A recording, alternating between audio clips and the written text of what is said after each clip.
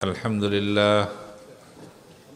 لله نحمده ونستعينه ونستغفره ونؤمن به ونتوكل عليه ونعوذ بالله من شرور أنفسنا ومن سيئات أعمالنا من يهد الله فلا مضل له ومن يضلله فلا هادي له ونشهد أن لا إله إلا الله وحده لا شريك له ونشهد أن سيدنا وحبيبنا وسندنا ومولانا محمدا عبده ورسوله أرسله إلى كافة للناس بشيرا ونذيرا وداعيا إلى الله بإذنه وسراجا منيرا أما بعد فأعوذ بالله من الشيطان الرجيم بسم الله الرحمن الرحيم والعصر إن الإنسان لفي خسر إلا الذين آمنوا وعملوا الصالحات وتواصوا بالحق وتواصوا بالصبر صدق الله مولانا العظيم মোহতারাম সামিঈন, আল্লাহ পাকের মেহেরবানি যে আল্লাহ পাক আমাদেরকে দ্বীনি মাহফিলে বসে দ্বীনি আলোচনা শোনার তৌফিক দান করেছেন, আলহামদুলিল্লাহ। বর্তমান সারা দুনিয়ার যেখানে যেখানে মাহফিল হয় বা দ্বীনি আলোচনা হয়, সেখানে আলোচ্য বিষয় একটা আলোচনা সবচেয়ে বেশি আলোচনা হচ্ছে সেটা হচ্ছে বর্তমান পৃথিবীর মুসলমানদের অবস্থা। সারা বিশ্বে মুসলমান, আপনি যেদিকেই তাকান, মায়ানমারের দিকে তাকাবেন দেখবেন মুসলমান নির্যাতিত। ওই আফ্রিকার রাষ্ট্রগুলোর দিকে তাকাবেন, সোমালিয়া বা এরকম তানজানিয়া, ওই সমস্ত দেশের দিকে তাকালে দেখবেন যে মুসলমান নির্যাতিত। কাশ্মীরের মুসলমান নির্যাতিত। আজ সারা বিশ্ব দেখছে যে ফিলিস্তিনের মুসলমান নির্যাতিত। আমরা আজ থেকে ১৫০০ বছর আগে যখন আমাদের এই ধর্ম, ইসলাম ধর্ম প্রতিষ্ঠা হয় রাসূলুল্লাহ সাল্লাল্লাহু আলাইহি ওয়াসাল্লামের মাধ্যমে পৃথিবীতে, এটা যখন আবার শুরু হয় তখন উম্মতের সংখ্যা ছিল মাত্র হাতে গোনা কয়েকজন। তো বদরের যুদ্ধ যখন হয়, প্রায় ইসলাম শুরু হওয়ার প্রায় ১৩, ১৪, ১৫ বছর পরে, তখন মুসলমানদের সংখ্যা কতজন ছিল? বদর প্রাঙ্গণে ৩১৩ জন ছিল।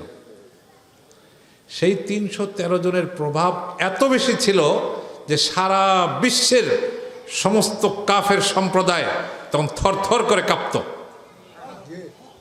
কিন্তু আজকে আমরা কতগুলা মুসলমান জানেন পৃথিবীতে? ২০০ কোটি মুসলমান। কত কোটি মুসলমান? ২০০ কোটি মুসলমান। কাফেররা আমাদেরকে ভয় পায় না, ডরায় না। আমাদের মধ্যে কিছু ত্রুটি অবশ্যই আছে, যার কারণে কাফেরদের অন্তর থেকে আমাদের ভয় চলে গেছে। কোরআন শরীফের মধ্যে আছে, মুসলমান তোমরা এমনভাবে প্রস্তুতি নাও যাতে করে আল্লাহর দুশমন, তোমাদের দেখলে ভয় পায়। তুরহিবুনা বিহি আদুওয়াল্লাহি ওয়া আদুওয়াকুম, আল্লাহর দুশমন, তোমাদের দুশমন, এমনভাবে তোমরা প্রস্তুতি নিবে যাতে তারা ভয় পায়। আমাদের কোনো প্রস্তুতি আছে? কোনো প্রস্তুতি নাই। ওই যে হামাস, অল্প কয়েকজন মুসলমান, কোনো রাষ্ট্র না, হামাস একটা সংগঠন, কয়েক হাজার মুজাহিদিন, ওনারা যুদ্ধ করতেছে পৃথিবীর সবচেয়ে বড় শক্তিশালী, সবচেয়ে বড় না, সবচেয়ে শক্তিশালী দেশের সাথে, ইসরায়েলের সাথে। ইসরায়েলকে যারা সহযোগিতা করে তারা পৃথিবীর সবচেয়ে শক্তিধর, সবচেয়ে বড় রাষ্ট্র আমেরিকা, তারা সহযোগিতা করতেছে। যুদ্ধ কতদিন চলতেছে ভাই? ৪০ দিনের বেশি হয়ে গেছে না? তারা আগাইতে পারতেছে না। আল্লাহ পাক মুসলমানদেরকেও শক্তি দিছে। এমন না যে আমরা একেবারেই ভেঙে পড়ছে এরকম না, আমাদের 200 কোটি মুসলমানের মধ্যে কয়েক হাজার মুজাহিদ মাত্র যুদ্ধ করতেছে। তারা যাদেরকে হত্যা করতেছে এই কাফের সম্প্রদায় ইহুদিরা, তারা আমাদের মুসলমান যোদ্ধা যারা তাদের সাথে এখনো যুদ্ধ করতে পারতেছে না।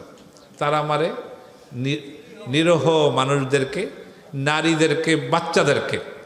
আরে বাচ্চা আমাদের ইসলামের মধ্যে আছে, তোমরা যদি কখনো যুদ্ধ করতে যাও, তোমাদের মোকাবেলায় যদি কোনো কাফের আসে, তাহলে বৃদ্ধ, মহিলা এবং বাচ্চাদেরকে তোমরা হত্যা করবা না, কোনো গাছ কাটবা না। আর তারা দেখেন তাদের যুদ্ধের কৌশল, ওরা এমন ভাবে তারা যুদ্ধ করছে যে আমাদের মুসলমান বসতিদেরকে একেবারে বসতিগুলো জমিনের সাথে মিশিয়ে দিচ্ছে। তো মুসলমান কিন্তু অল্প কয়েকজন। হাদিস শরীফের মধ্যে আছে, কিয়ামত পর্যন্ত আমার উম্মতের একটা অংশ, একটা দল কিয়ামত পর্যন্ত হকের ওপর অটল অবিচল থেকে কাফেরদের সাথে যুদ্ধ করে যাবে। একটা দল, ফিলিস্তিনের হামাস, ছোট্ট একটা সংগঠন, এই সংগঠনের সাথে তারা কিন্তু পারতেছে না। আমি একটা প্রশ্ন করি, সারা বিশ্বের 200 কোটি মুসলমান যদি হামাসের মতো খেপে ওঠে, এই বিশ্বের মধ্যে আর কোনো কাফের বিশ্রে পাওয়া যাবে? পাওয়া যাবে না। মাত্র কয়েক হাজারের সাথে সারা বিশ্ব পারে না। সারা বিশ্বের মুসলমান আজকে আমরা যারা আছি সেই যুদ্ধের চেতনায়। দেখেন আমি একটা কথা বলি, আমাদের দেশে যুদ্ধ হয়েছে, যেটাই হোক যেভাবেই হোক, 2 দেশের যুদ্ধ হওয়ার পরে কতদিন লাগছে দেশ স্বাধীন করতে? 9 মাস। ওনারা কিন্তু মাত্র কয়দিন? 40 দিন, 41 দিন। দেখেন সামনে কি হয়। যদি সমস্ত মুজাহিদ শহীদ হয়ে যায়, তারপরও আমরা কামিয়াব, কারণ সারা পৃথিবীর মুসলমানের মধ্যে একটা চেতনা জাগ্রত হচ্ছে। আল্লাহ যদি আমাদেরকে সুযোগ দিত, তাহলে কি আমরা তাদেরকে ছেড়ে দিতাম? কোনোদিন না। আমরাও দেখাইতাম যে ইমানের জোর কতটুকু। একটা হাদিসের কথা বলি, হাদিস শরীফের মধ্যে আছে, কিয়ামতের পূর্বে অমুসলিমদের সাথে মুসলমান যুদ্ধ করবে। ওয়ালাম ইউকাতিলু বিসালাহিন ওয়ালাম ইয়ারমু বিসাহমিন বাল ক্বালু লা ইলাহা ইল্লাল্লাহ। লা ইলাহা ইল্লাল্লাহ দিয়ে যুদ্ধ করবে। কি দিয়ে? লা ইলাহা ইল্লাল্লাহ। যুদ্ধের অস্ত্র কি থাকবে? লা ইলাহা ইল্লাল্লাহ। কিভাবে? যে মুজাহিদরা কোনো তীর নিক্ষেপ করবে না, কোনো তলবার চালাবে না, কোনো গুলি নিক্ষেপ করবে না, বরং তারা লা ইলাহা ইল্লাল্লাহ কালেমার ধ্বনি এত জোরে উচ্চারণ করবে যে কাফেরদের প্রাসাদগুলো ভেঙে চুরমার হয়ে যাবে। ওই কালেমার মধ্যে পাওয়ার আনতে হবে তো ভাই, আনতে হবে না? দেখেন আমরা যে আলেমুল আমাদের কাছে মানুষ আসে, এই যে ফু নিতে আসে, বাসায় কেউ অসুস্থ হলে, পেট ব্যথা হইলে বা কোনো ডাক্তারি চিকিৎসা ভালো না হলে আলেমুল আমাদের কাছে ফু নিতে আসে না? থানভী রহমতুল্লাহ আলাই, আপনারা চিনেন থানভী রহমতুল্লাহ আলের নাম শুনছেন? থানভী রহমতুল্লাহ আলের দরবারে এক লোক আসছে যে পেটে ব্যথা, পানিতে ফু দিয়ে দেন। থানভী রহমতুল্লাহ আলী পানিতে ফু দিচ্ছে। তো পাশে একজন শিক্ষিত লোক বসা ছিল, উনি বলেন যে হুজুর, বিজ্ঞানের যুগে, আধুনিক যুগে আপনি ডাক্তারের কথা না বলে আপনি পানির মধ্যে ফু দিছেন, এটা কেমন হলো? এটা তো ফুটা তো হাওয়ার মধ্যে মিশে নাই হয়ে গেছে, এটার কি আসর হবে? থানভী রহমতুল্লাহ আলাই বলতেছেন, আমি মনে করছি আপনি একজন শিক্ষিত লোক, আপনার তো মনে হইতেছে একটা গাধা। কি বলছেন? গাধা বলছেন। ওই লোক রাগে, সুন্দর মানুষ ছিল, একটা লাল হয়ে গেছে, চেতা ফায়ার হয়ে গেছে। কিছুক্ষণ পরে হযরত জিজ্ঞাসা করেন, ভাই রাগ হয়েছেন? আরো রাগ হইতেছে। আপনি আমার গাধা বললেন, আবার জিজ্ঞেস করেন রাগ হয়েছেন কিনা? আমি তো একটা শব্দ বললাম গাধা, এটা তো হাওয়ায় মিশে নাই হয়ে গেছে। এটার এত আসর কেমনে হইল? খেয়াল করছেন এটার কেমন আসর কেমনে হইল? আল্লাহ পাক তার কালামের বরকতে, কালামের মধ্যে এই কথার থেকে হাজারো কোটি লাখো কোটি গুণ বেশি আল্লাহ পাক কি দিছেন? এর মধ্যে পাওয়ার দিছেন, আসর দিছেন। এই জন্য ওলামায়ে কেরাম ফু দে, রুগী ভালো হয়ে যায়। হযরত মৌলানা মোহাম্মদুল্লাহ হাফিজি হুজুর রহমতুল্লাহ আলী এই মাদ্রাসায় আসছেন, আমার দাদাজান রহমতুল্লাহ আলী। উনি এক লোক বাংলাদেশে সব ডাক্তার চেক আপ করছে, দেখে ক্যান্সার হয়েছে বেচারার। তখন বাংলাদেশ থেকে লোক বেশি লন্ডন যেত, আজ থেকে 30-40 বছর আগে ইন্ডিয়া যেত না, লন্ডন যেত। এখন তো সব ইন্ডিয়া যায়। তো যাওয়ার আগে হাফিজ হুজুর থেকে একটু পড়াপানি নিয়ে গেছেন, এই দেশের রিপোর্টগুলো নিয়ে গেছে। ওখানে যাওয়ার পরে ডাক্তারকে দেখাইছে, রিপোর্টগুলো দেখে ওনার চেক আপ করে দেখে ক্যান্সার নাই। রিপোর্টে আছে ক্যান্সার, কিন্তু ওনার জিসেমের মধ্যে, ওনার দেহের মধ্যে আর কোনো ক্যান্সার নাই। পরে ডাক্তার জিজ্ঞাসা করলে কি কি খাইছেন, কি ওষুধ খাইছেন, দেখাইলো কোনো এটার মধ্যে তো কোনো প্রতিষেধক নাই। পরে কি কি খাবার খাইছেন সব তালিকা শুনলো চেক আপের পর থেকে, বাংলাদেশের চেক আপের পর থেকে, দেখে এটার মধ্যে কোনো প্রতিষেধক নাই। হঠাৎ তার মনে পড়ছে যে এক বুজুর্গের একটু পানি পড়া খাইছি। কইটা আবার কি জিনিস? আমাদের দেশে এরকম বুজুর্গ আছেন একজন হাফিজ হুজুর, উনি পানির মধ্যে ফু দিয়েছেন, ওই পানিটা আছে, ওইটাও খাইছি। করে নিয়ে আসো, ল্যাবে নিয়ে ওটা পরীক্ষা করে দেখে ওর মধ্যে আল্লাহ তাআলা ক্যান্সারের প্রতিষেধক দিয়ে দিয়েছেন। দেখছেন আলেমুল আমাদের ফুয়ের পাওয়ার কত। এই পাওয়ার দিয়েছেন কে? আল্লাহ দিয়েছেন। কিসের বরকতে? আল্লাহর কালামের বরকতে, আল্লাহর কালামের বরকতে। যেরকম ভাবে দেখেন আল্লাহ পাক বলেন, ইউরিদুনা লিইউতফিউ নূরাল্লাহি বিআফওয়াহিহিম ওয়াল্লাহু মুতিম্মু নূরিহি ওয়ালাউ কারিহাল মুশরিকুন। এই কাফের সম্প্রদায় ফু দিয়ে আল্লাহর দিনের নুরানিয়তকে মিটিয়ে দিতে চায়। কোনোদিন পারবে? সারা জীবনও পারবে না। আল্লাহ পাক যে আসমানের মধ্যে চাঁদ এবং সূর্য দিছেন, লক্ষ লক্ষ নক্ষত্র তারকা দিছেন, একটা তারকার আলো তারা বুঝায় দেখা পারবে? সারা পৃথিবীর বৈজ্ঞানিক, সারা পৃথিবীর দার্শনিক যা আছে সব মিলেও পারবে না। এরকমভাবে ওই তারার আলো বা ওই চাঁদ এবং সূর্যের আলোর থেকেও বেশি আল্লাহ পাক পাওয়ার দিছেন কোরআন এবং সুন্নাহর মধ্যে। কিসের মধ্যে? কোরআন এবং সুন্নাহর মধ্যে। এটা আমরা কেমনে বুঝবো কোরআন সুন্নাহর মধ্যে পাওয়ার? একটা পাওয়ারের একটা ঘটনা বলি, ছোট্ট, বৃষ্টিও পড়তেছে, একটা ঘটনা বলি। এক যুদ্ধের মধ্যে সাহাবায়ে কেরাম অগ্রসর হইতে পারতেছিলেন না। সুন্নাহর মধ্যে কত পাওয়ার, রসুলের সুন্নতের মধ্যে পাওয়ার দেখেন, অগ্রসর হইতে পারতেছিলেন না। সবাই মিলে পরামর্শ করলো কোনো জায়গায় আমাদের একটা ত্রুটি আছে, যার কারণে আমরা অগ্রসর হতে পারছি না। পরে ওনারা সবাই দেখলো যে ওনারা ইজতেমাইভাবে একটা সুন্নত তরক করে দিয়েছেন, অনেকে এই সুন্নতটার উপর আমল করতেছেন না। সেই সুন্নতটা কি আপনারা সবাই জানেন? সেই সুন্নতটা কিসের সুন্নত? মিসওয়াকের সুন্নত, সবাই জানেন। এখন আমার প্রশ্ন, এটা কি জিহাদের কোনো সুন্নত? এটা কি যুদ্ধের ময়দানে কাফেরদের সাথে মোকাবেলার কোনো সুন্নত? এটা হলো অজুর সুন্নত, তাই না? নামাজের সুন্নত। দেখেন আজকে নামাজের সুন্নত, অজুর সুন্নত ছেড়ে দেওয়ার কারণে যুদ্ধের মধ্যে অগ্রসর হতে পারেন নাই সেই খায়রুল কুরুন, যারা পৃথিবীর আম্বিয়া কেরামের পরে, নবীগণের পরে পৃথিবীর শ্রেষ্ঠ মানব যারা, যাদেরকে সাহাবায়ে কেরাম বলা হয়, সেই সাহাবায়ে কেরামের যুগে ওনারা একটা সুন্নতের ব্যাপারে একটু ছুটে যাওয়ার কারণে দেখা গেছে যুদ্ধের মধ্যে অগ্রসর হতে পারতেছেন না। যখন সুন্নত ধরছেন, দেখেন সুন্নতের মধ্যে পাওয়ার আসতেছে। সবাই যখন ডাল দিয়ে সুন্নত মানে মেসওয়াক করা শুরু করছেন, ওই পাশে যে কাফেরদের সাথে যুদ্ধ করে অগ্রসর হইতে পারতেছিলেন না, তারা দেখলো যে ওনারা দাঁত কি করতেছে, ধার করতেছে। কাফেররা দূরে থেকে দেখছে কি সব দিকে একসাথে দাঁত ধার করতেছে। ওরা তো জানে না এবার ডলাডলি করে যেটা সুন্নত। ওনারা ভয় পেয়ে গেছে। তুরহিবুনা বিহি আদুওয়াল্লাহি ওয়া আদুওয়াকুম। এমনভাবে আমাদেরকে প্রস্তুতি নিতে হবে যাতে আল্লাহর দুশমন এবং মুসলমানদের দুশমন যাতে ভয় পায়। ওরা ভয়ে যুদ্ধের ময়দান ছেড়ে ভাগছে। ওনাদেরকে কি তলোয়ার চালাইছেন, তীর চালাইছেন? বরং একটা সুন্নত ধরছেন, সেই মিসওয়াকের সুন্নতের কারণে, যেটা যুদ্ধের সুন্নত না, কিন্তু তারপরেও দেখা গেছে কাফের সম্প্রদায় সুন্নতের আমল দেখে তারা পালাইছেন।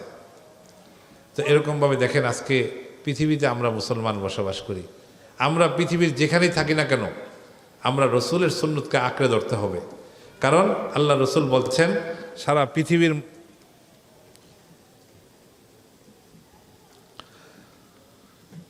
পৃথিবীর মুসলমান একটা দেহের মতো বসবাস করবে।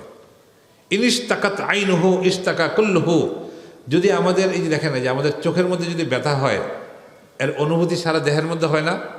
সারা দেহের মধ্যে হয়। তো এই কথাই বলতেছেন, তোমাদের চক্ষু যদি ব্যথা হয়, সারা জিসেমের মধ্যে আর ব্যথার অনুভূতি হয়। এরকম পৃথিবীর যেই প্রান্তেই মুসলমান আক্রান্ত হোক না কেন, আমাদের মধ্যে ওই ব্যথায় ব্যথিত হইতে হবে।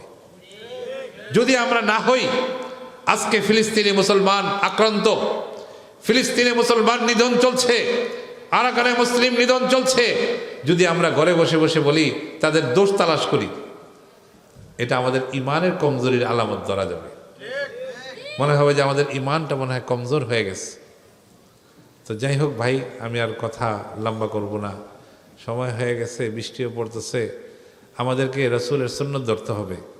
আমরা যারা এই এলাকায় আছি, আমরা দিনের জন্য সবার প্রস্তুত আছি না? ইনশাল্লাহ, ইনশাল্লাহ। আল্লাহ তাআলা দিনের জন্য, ইসলামের জন্য আমাদেরকে কবুল করুক। আমরা ইসলামের জন্য তৈয়ার আছি, কিন্তু এটার বাস্তব নমুনা দেখাইতে হবে কিসের মাধ্যমে? রাসূলের সুন্নতের মাধ্যমে। বাস্তব নমুনা দেখাইতে হবে কিসের মাধ্যমে? আমরা বলি না যে এখন ঢাল তলোয়ার হাতে নিয়ে নেন। একটু আগে বললাম না, ওয়ালাম ইউকাতিলু বিসালাহিন ওয়ালাম ইয়ারমু বিসাহমিন বাল ক্বালু লা ইলাহা ইল্লাল্লাহ। লা ইলাহা ইল্লাল্লাহ বেশি বেশি পড়বেন, দুরূদ শরীফ বেশি বেশি পড়বেন, আল্লাহর কোরআনে পাকের তেলাওয়াত বেশি বেশি করবেন। আল্লাহ পাক দেখবেন আপনার সব কিছুর মধ্যে আল্লাহ পাক তাকাত এবং শক্তি দান করবেন। পারবো তো ইনশাল্লাহ? ইনশাল্লাহ। লা ইলাহা ইল্লাল্লাহর জিকির অনেকেই করেন, মাশাআল্লাহ। এই জিকির আজকার করবেন যতটুকু পারা যায়। জিকিরের জন্য কোনো সংখ্যা নির্ধারণ করা হয় নাই। নামাজ তো 5 ওয়াক্ত নামাজ, তাই না? ওয়াজকুরুল্লাহ যিকরান কাসীরা। তোমরা যত বেশি পারো আল্লাহ পাকের জিকিরের মধ্যে মগ্ন থাকো। হাফিজ হুজুর রহমতুল্লাহি আলাই, উনি সারাদিন জিকির করতেন। ওনার ঠোঁট, ওনাকে দেখছেন কেউ এখানে? এমন কেউ আছেন? মাশাআল্লাহ, অনেকে আছেন। হাফিজ হুজুরকে দেখছেন? সবাই বুড়া বুড়া হয়ে গেছেন, বয়স হয়ে গেছে। হাফিজ হুজুরের ঠোঁট দুটা এরকম মাছের মতো সবসময় লড়ত। কি করতেন উনি? জিকির করতেন, কোরআন শরীফের তেলাওয়াত করতেন। উনি এই জিকির এবং কোরআনের তেলাওয়াতের মাধ্যমে আল্লাহ পাক ওনাকে এত উঁচা মাকাম দান করছেন, সারা পৃথিবীর সমস্ত গাউস কুতুব আবদালদের উনি সর্দার ছিলেন, সারা পৃথিবীর। কিভাবে বুঝবো এটার প্রমাণ? এটা হলো, উনি যখন শেষ হজে গেছেন, তখন সৌদি আরবে 10,000 রিজালে গায়েব ওলি আল্লাহদের বিশাল একটা জামাত, বিশাল মিছিলের মতো হাফিজ হুজুরকে ইস্তেকবাল করছেন, হাফিজ হুজুরকে সম্বর্ধনা দিচ্ছেন।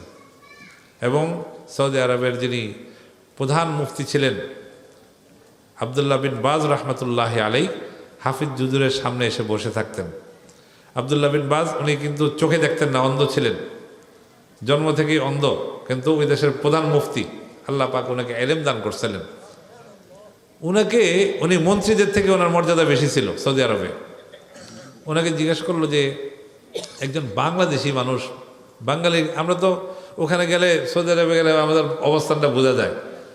দোকানে টোকানে যদি আমাদের পরিচয় পাওয়া যায়, তখন আমাদেরকে একটু মনে হয় যে কোন দেশের থেকে আসছে, বাংলাদেশের থেকে আসছে। হাফিজ হুজুর রহমতুল্লাহ আলাই ওখানে যাওয়ার পরে দেখা গেছে যে আবদুল্লাহ বিন বাজ রহমতুল্লাহ আলাই হারাম শরীফে হাফিজ হুজুরের কাছে এসে বসে থাকতেন। ওনাকে জিজ্ঞাসা করছে সাংবাদিকরা, আপনি চোখেও দেখেন না, ওই বুজুর্গে কোনো কথাও বলে না, আপনি ওনার সামনে বসে থাকলে কি ফায়দা? উনি বলেন, আমি আল্লাহর বলি, এই মুহাম্মদুল্লাহ বাংলাদেশের, যার নাম হাফিজজি নামে প্রসিদ্ধ, ইনার সামনে বসে থাকলে আমার অন্তরটা অনেক ঠান্ডা হয়ে যায়, ভালো লাগে। আল্লাহর ওলিদের সান্নিধ্যে থাকলে নিজেদের মনও ভালো হয়ে যায়। তো ইনশাল্লাহ আমরা চেষ্টা করব আল্লাহর ওলিদের যে স্থানগুলো আছে, তাবাররুক বি আসারে সালেহীন, আল্লাহ পাকের বরগজিদা বান্দা যারা আছেন, বুজুর্গানে দিন যেখান থেকে হেঁটে গেছেন এবং যে প্রতিষ্ঠানগুলোতে ওনারা নজর দিয়ে গেছেন, আমরা যদি এগুলোর সাথে সম্পর্ক রাখতে পারি, তাহলে হয়তো আল্লাহ পাক এর উসিলায় আমাদের হাসর নাসর ওই বুজুর্গের সাথেও করতে পারেন। তো এই হিসাবে আমরা হাফিজ হুজুর রহমতুল্লাহ এই মাদ্রাসা রেখে গেছেন।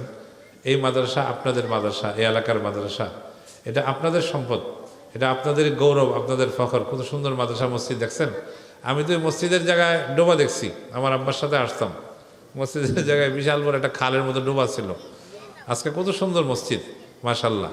তো এটা আপনাদের এই মেহনতের মাধ্যমে, এলাকার মুরব্বীদের মেহনতের মাধ্যমে এগুলা হয়েছে। আপনারা মাদ্রাসার প্রতি সবসময় খেয়াল রাখবেন এক তো মাদ্রাসার পক্ষ থেকে বলতে হয় যে আমাদের এটা এটা লাগবে, আরেকটা হলো এর থেকে আরও উত্তম হলো আপনারা মাঝে মাঝে এসে খোঁজ খবর নেবেন যে মাদ্রাসার কী দরকার। আপনার সাধ্য আছে এক বস্তা চাউল দেওয়ার, আপনি এসে জিজ্ঞেস করবেন যে আমার তো এক বস্তা চাউল দেওয়ার সাধ্য আছে বা আমার দিতে মনে হচ্ছে, আমি দিয়ে যাব। এরকমভাবে নিজেরা অগ্রসর হয়ে দ্বীনের খেদমত করবেন, তাহলে দেখবেন এটার সওয়াব অনেক গুণ বৃদ্ধি করে আল্লাহ তাআলা আপনার আমল নামায় দান করবেন। সেই জন্য আমরা যেহেতু আকাবের এই মাদ্রাসায় আসছেন, এই মাদ্রাসার সাথে থাকি, এই মাদ্রাসা যারা খেদমত করে গেছেন তাদের জন্য দোয়া করবেন। বিশেষ করে যে সমস্ত বুজুর্গ, যে সমস্ত মুরব্বিয়ানে কেরাম এলাকার মহল্লার মুরব্বীরা ছিলেন, ওনারা এই মাদ্রাসার জন্য অনেক মেহনত করে গেছেন। বর্তমান যারা কমিটিতে আছেন, আব্দুর রহমান সাহেব আছেন, ওনার ভাই বেরাদার আছেন, ওনারাও মেহনত করতেছেন, ওনাদের জন্য আপনারা দোয়া করবেন। যারা সহযোগিতা করে, দান করে, মাদ্রাসাকে বিভিন্ন সময় মাদ্রাসায় দান করতেছেন, তাদের জন্য দোয়া করবেন। এক ভাই দোয়া চাইছেন, উনি কয়েকজন কিছু প্রবাসী আছে এই এলাকার, দেশের বাইরে থাকেন, ওনারা দোয়া চাইছেন। এই এলাকার একজন আঞ্জুমান নেসা, উনিও দোয়া চাইছেন। আরও কে শফিকুল ইসলাম সাহেব, উনিও মারা গেছেন, উনিও দোয়া, ওনার আত্মীয় স্বজন দোয়া চাইছেন। তা আমরা সকলের জন্য দোয়া করব। এবং হ্যাঁ বললাম মাদ্রাসা যারা জড়িত ছিলেন, খেদমতে ছিলেন, ওনাদের জন্য ইনশাল্লাহ আমাদের এখানে দোয়া হবে। আল্লাহ তাআলা যারা জীবিত আছেন ওনাদেরকে জাযায়ে খায়ের আজরে আজিম দান করুক, আর যারা ইন্তেকাল করছেন ওনাদের সমস্ত গুনাহ মাফ করে জান্নাতের উঁচা মাকাম জান্নাতুল ফেরদাউস ওনাদেরকে দান করুক। আমরা কয়েকবার দুরূদ শরীফ পড়ি। আল্লাহ হাফেজ।